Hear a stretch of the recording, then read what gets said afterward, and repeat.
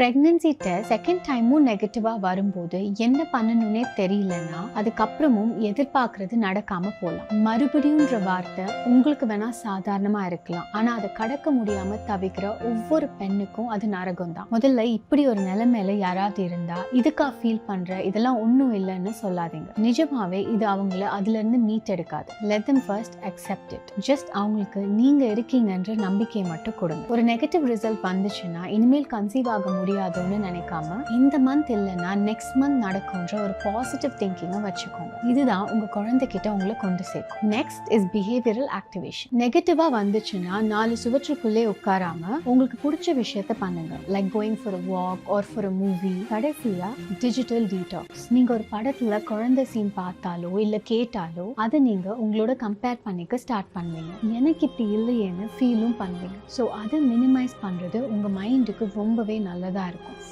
இது ஒரு சரிவு தானே தவிர உங்க கனவுக்கான ஒரு முற்றுப்புள்ளி இல்லை.